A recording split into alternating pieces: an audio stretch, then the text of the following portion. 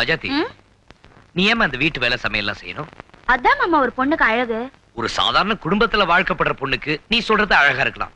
ஆனா நீ யாரு தெரியுமா? யாரு? ஒரு கோடீஸ்வரனுக்கு பொண்டாட்டி, ஒரு கம்ப்யூட்டர் என்ஜினியருக்கு பொண்டாட்டி, ஒரு விளையாட்டு வீரனுக்கு பொண்டாட்டி, சுருக்கமா சொல்ல போனா ஒரு சகலகலா வல்லவனுக்கு பொண்டாட்டி. ஏய், ஏண்டி அழுகுற? என்ன மாமா நீங்க? நான் அவங்க ஒருத்தருக்கு தானே பொண்டாட்டி, நீங்க 5-6 பேருக்கு பொண்டாட்டிங்கிறீங்களே. ஒரு புருஷன் பேசுற பேச்சா இது? அட புரியாதவள, அந்த 5-6 பேரு நாண்டி, நான் அந்த 5-6 பேருக்கு சமம்னு சொல்ல வரேன். ஏதோ குண்டா இருக்கீங்க. ஒரு 2 பேருக்கு சமம்னு சொன்னா ஒத்துக்கலாம். 5-6 பேருக்கு நீங்க எப்படி மாமா சமமாக முடியும்? ரொம்ப சிரமம். உன்கிட்ட எதை சொல்லி உன்னை எப்படி திருத்துறதுனே தெரியல. என்ன எதுக்கு திருத்தணும்? நான் என்ன தப்பு பண்ண? நீ எந்த தப்பும் பண்ணல. உன்னை வளர்த்தவங்க அப்படி வளர்த்திருக்காங்க. ஆமா, நேத்து உன்னை தொடக்கூடாதுன்னு சொன்னியே, உங்க அப்பா கிட்ட கேட்டேன். அப்படி நான் எதுவும் சொல்லலன்னு சொல்றாரு. நீங்க எந்த அப்பா கிட்ட கேட்டீங்க? எந்த அப்பாவா? எல்லாருக்கும் ஒரு அப்பா தாண்டி இருக்க முடியும். எனக்கு மட்டும் 2 அப்பா இருக்காங்களே. 9 வயசு வரைக்கும் என்ன பெத்து வளர்த்தவர் ஒருத்தர். அப்புறம் நான் திருச்செந்தூர் கோயில காண போனேன்னா அங்க என்ன எடுத்து வளர்த்தவர் ஒருத்தர். எடுத்து வளர்த்தவர் தான் எனக்கு புத்திமதி எல்லாம் சொல்லி கொடுத்தாங்க. ஐயோ, ரொம்ப புத்திசாலி. புருஷன் பொண்டாட்டி மேல கைய போடக்கூடாதுன்னு சொல்றவன் புத்திசாலியா? அந்த மண்ணாங்கட்டி மரமண்ட மாங்காய் தலை எனக்கு என்னடி தெரியும்? நான் படிச்சவன், நான் சொல்றேன் கேளு. தாலி கட்டுற புருஷன் பொண்டாட்டி மேல கைய போடலாம், சந்தோஷமா இருக்கலாம், தப்பே இல்ல.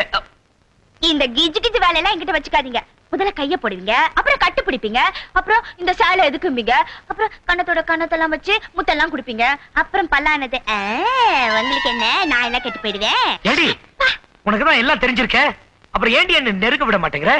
ஆமா, உனக்கு இதெல்லாம் எப்படி தெரியும்? வாங்க இங்க உட்கார, நீங்க அங்க போங்க. எங்க கிராமத்துல கல்யாணி அக்கா இருக்காங்களா, அவங்க தான் சொன்னாங்க. இந்த மாதிரி ஒரு ஆம்பளை அவங்க கிட்ட விளையாடினாங்களா, ஊர்ல இருக்கிற எல்லாருக்கும் தெரிஞ்சு போய் கெட்டு போன கழுத, தட்டு கட்ட கழுத, கிறுக்கு, அப்படி இப்படின்னு ரொம்ப திட்டினாங்களா. பாவம் அந்த அக்கா கல்யாணம் ஆகுறதுக்கு முன்னாடியே கிணத்துக்குள்ள வந்து செத்து போச்சு. அதேதான் நானும் சொல்றேன். கல்யாணத்துக்கு முன்னாடி அப்படி எல்லாம் நடந்துகிட்டா கெட்டு போனோன்னு சொல்லுவாங்க. கல்யாணத்துக்கு அப்புறம் அதெல்லாம் தப்பு இல்லம்மா. எனக்கு ஒண்ணுமே புரியல மாமா. ஐயோ, எப்படி மாமா ஒரே விஷயத்த கல்யாணத்துக்கு முன்னாடி செஞ்சா தப்புங்கிறீங்க, கல்யாணத்துக்கு அப்புறம் செஞ்சா தப்பு இல்லைங்கிறீங்க? அது எப்படி? இப்ப கல்யாணத்துக்கு முன்னாடி ஒரு கொலை செஞ்சா அதுக்கு பேர் என்ன? கொலை. கல்யாணத்துக்கு அப்புறம் செஞ்சா அதுவும் கொலைதான். பாத்தீங்களா? அது மாதிரிதான் இதுவும். இப்ப நீங்க சொல்றபடி கேட்டு நானும் கை போட விட்டா அப்புறம் நானும் கேட்டு போயிடுவேன்ல. ஊர்ல இருக்கிற எல்லாரும் நீ அந்த கழுத இந்த கழுத கிறுக்கு அப்படி இப்படின்னு திட்டினா நான் கிணத்துல குதிக்கணும்ல. அதான் மாமா சொல்றது, கை போடாதீங்க. ஐயோ, இவ்வளவு படிச்சிருக்கீங்க, இது கூட புரியல. என்ன மக்கு மாமா நீங்க?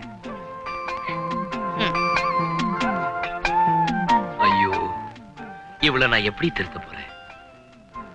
சரி, முயற்சியை கைவிடக்கூடாது. இப்ப இந்த விஷயம் முக்கியம் இல்ல. முதல்ல அவளை நாகரிக பொண்ணா மாத்தணும். அதுக்கப்புறம் அவளே எல்லாம் புரிஞ்சுக்கிட்டோம்.